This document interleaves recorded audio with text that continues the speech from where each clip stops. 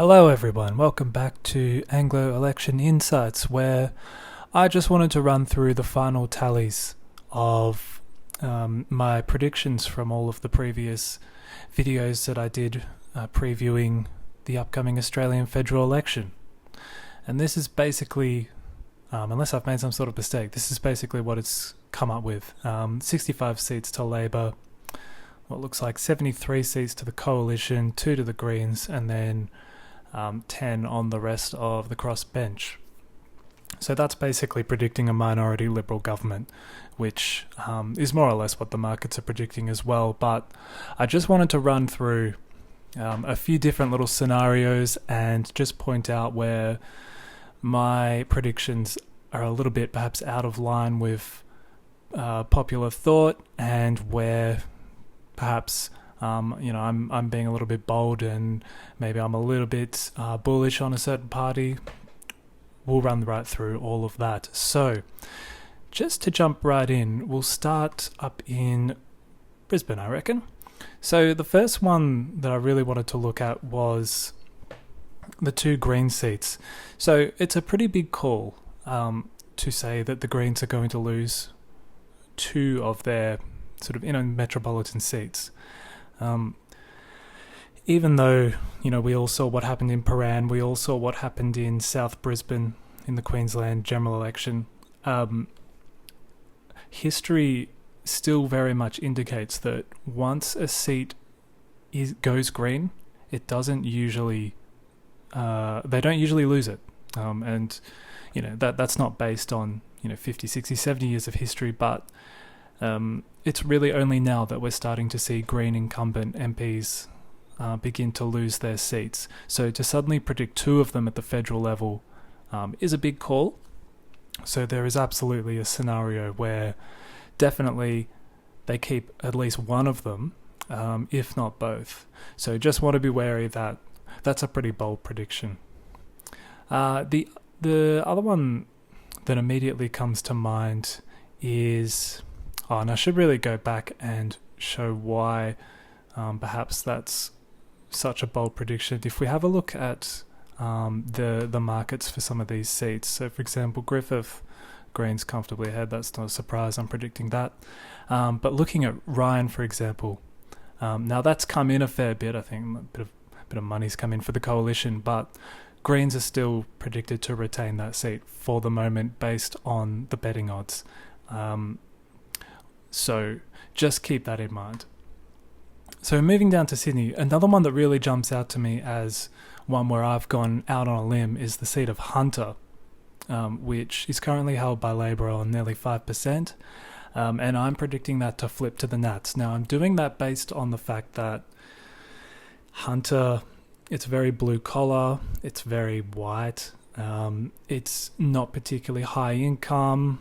It's one of those regional seats where there's a bit of primary industry in terms of mining and trade jobs, but at the same time there's a sort of mortgage stress outer metropolitan aspect to it as well. So to me, it seems to make sense as a prime Dutton target, particularly on that margin, but it has been Labor for 100 years or whatever. The local MP has apparently been very active in the electorate. He's quite popular. He's relatable to that sort of demographic. And if we have a look over at the betting odds, we'll see that basically, if I can just find it, Hunter, there we go. Labor, pretty firm favourites there. So a big call for me to say that the Nationals are favourites to win that seat. I think it might surprise people, but yeah, to say that they're favourites, definitely a big call and a little bit out of step with what kind of the rest of the analysts and I guess what the predictions market is telling us. So moving further afield into Sydney, I had 2 toss-ups in my predictions. One was in Bruce, one was in Wirrawah. just for the purposes of this video, I've given Wirra to the Liberals and I've given Bruce to Labor. But obviously, either of those two seats could go either way. Wirra is another one of those seats that has been held by Labor for a very, very long time. It was the electorate of Gough Whitlam, I believe, but its boundaries have changed a bit over the years. It's slowly drifted towards the Liberals over a number of electoral cycles, a pretty weak MP, and again, in that sort of outer suburban growth corridor with a lot of migrant families and that sort of thing. This is the sort of area that's starting to really seriously flirt with the idea of voting for Peter Dutton. But absolutely could go either way, particularly if we get a rate cut or two leading up to the election. That could be enough to really swing a seat like Wirra. A couple of the other ones that are a bit dicey. I had Parramatta as a Liberal gain, but there's every chance that the local MP for Labor has kind of settled in, and those early sort of rumours and jitters about him being parachuted in are no longer really a factor. Parramatta, it's not sort of proper outer suburban. It's a little bit like Reed, but with more kind of Indian vote rather than Chinese or South Asian vote. But it's that margin of 3.7 that I really think is vulnerable. But yeah, I mean, it's an electorate that's stayed with Labor for pretty much the entirety of this century, even through really bad cycles like 2013. So feasible that the Liberals win it, but even in a cycle where perhaps they win more seats than Labor, Parramatta doesn't necessarily have to be one of them. And I've also got Bradfield as a Liberal retain, but the Teals are certainly putting a lot of energy into it, and there's no guarantee that the Liberals are able to hang on here. I just think with their new candidate, they're going to be able to stop the bleeding in terms of that sort of professional class of female voters who are perhaps a little bit more Teal curious, and the record of the Teals in Parliament is more known now. They're not that unknown. There isn't that sort of anti-ScoMo factor. So I'm not 100% sure that there's this kind of widespread satisfaction with the Teals and the same widespread dissatisfaction with the Liberals that existed in 2022. So I'm leaving that one with the Liberals, but it's going to be a really, really strong campaign from the Teal Independent. Could certainly flip. And by the same measure, with some of the rate rises in North Shore and Northern Beaches, that could undermine someone like Sophie Scamps, and we could see a surprising result in a place like Mackellar. But I'm not ready to flip my prediction just yet.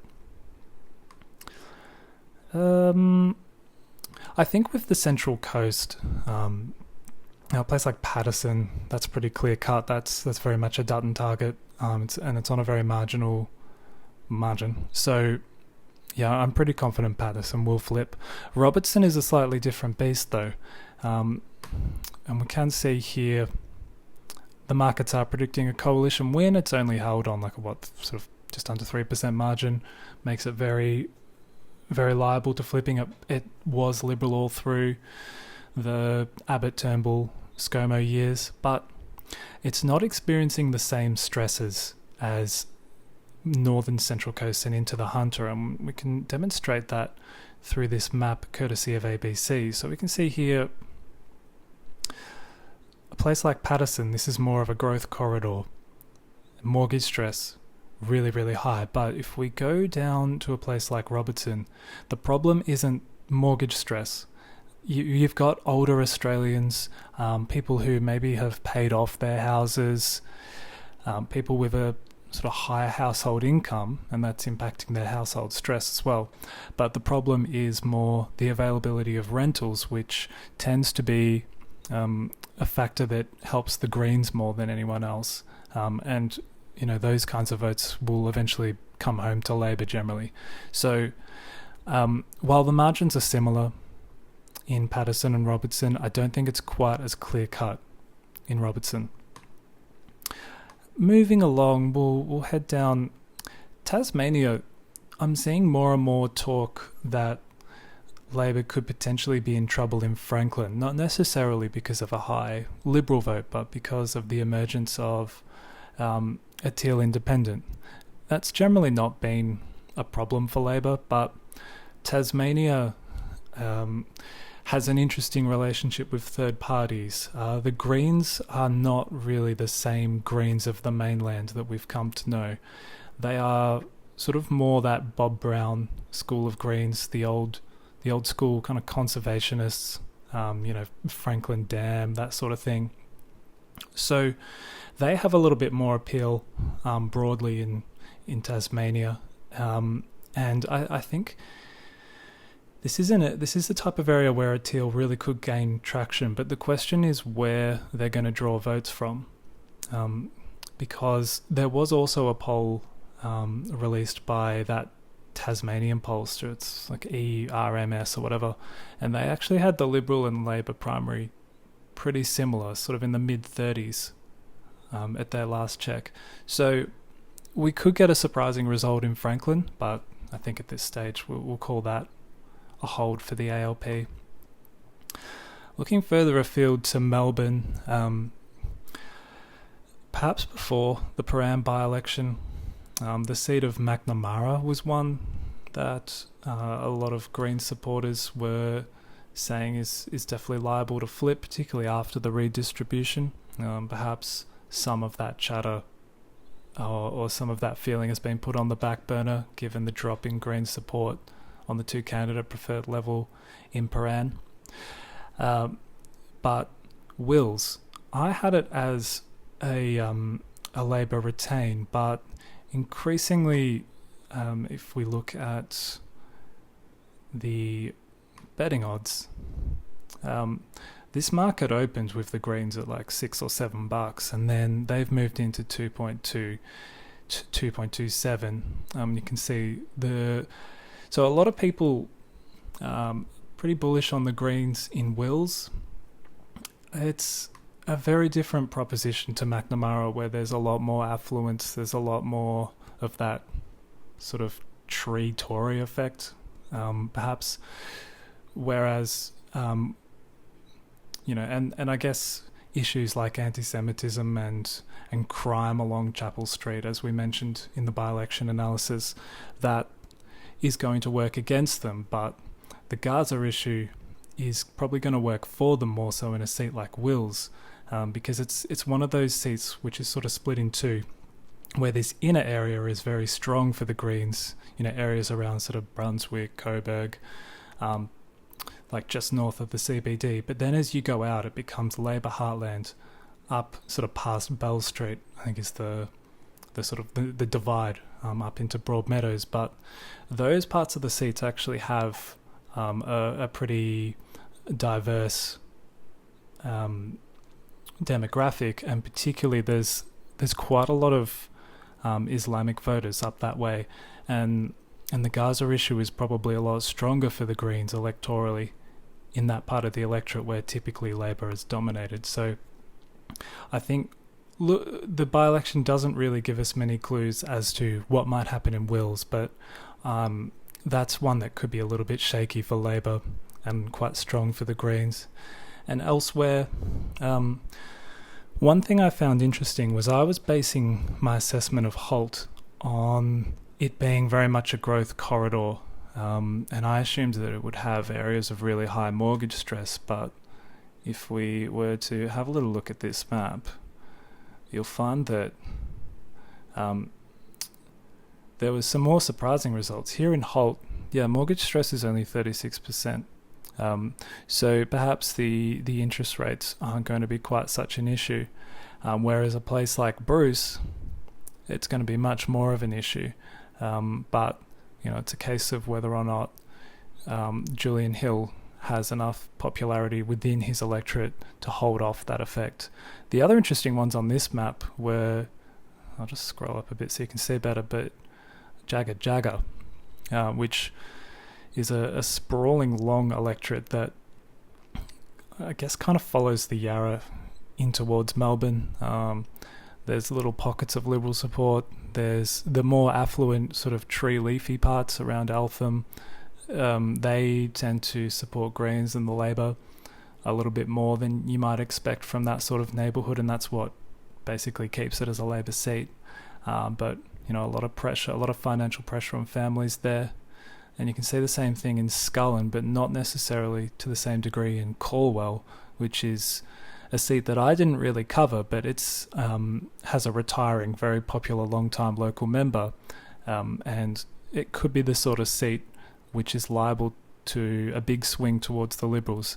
And if we think back to the Werribee by-election, sort of down here in Layla, voters in Werribee were very keen to send Labor a message about the fact that they're just their cost of living, their issues with crime, their issues with transport infrastructure are being ignored. And while that's more of a state issue, that sort of anger with the Labor brand could extend into seats like Hawke, into seats like Gorton, which is also open, by the way, Brendan O'Connor retiring, and into seats like Calwell, where they won't flip, I don't think. That would be an outrageous result, but we could certainly be looking at quite a few new marginal seats for Labor in Melbourne's kind of northwest. The other one, I was watching a video from Aussies Elect in his kind of post-count analysis of the by-elections, and he earmarked Corio as a potential spot of weakness. That's my old home seat, and it's Deputy Prime Minister Richard Marles' seat. The thing with Corio is, despite all this household stress and rental stress, Geelong is the sort of area where it's that provincial city where there's a lot more public servants, there's a lot more jobs in health and education, whereas that old sort of manufacturing base is disappearing, and it's public services and just the services and retail economy in general that's dominating Geelong's economy. And there's a lot of priced out Melbourne home buyers who come down to Geelong looking for a different quality of life. So I absolutely think Corio is going to be safe based on those factors. Elsewhere, Sturt is going to come down to the wire if we look, however, at the betting markets. Coalition's somewhat firmly in front there. Boothby is another one. Labor comfortably in front. I sort of wouldn't be surprised if that us analysts are overestimating the popularity of the Labor brand in South Australia. I know in WA at least there is a sort of growing chasm between people's support for state Labor versus federal Labor, and it wouldn't surprise me if a similar story begins to evolve in South Australia. And I know Nicole Flint is running quite an active campaign in Boothby, so we could see a little surprise there. It's just one to keep an eye on. But the rest of the seats in metropolitan Adelaide and South Australia more broadly, I think, pretty straightforward. So then, coming to WA, so we'll know a little bit more about what's happening in WA when the state election is held in just under a month's time. Bullwinkle, I had it as a Liberal gain by sort of 3 or 4%. It might be a little bit tighter than that.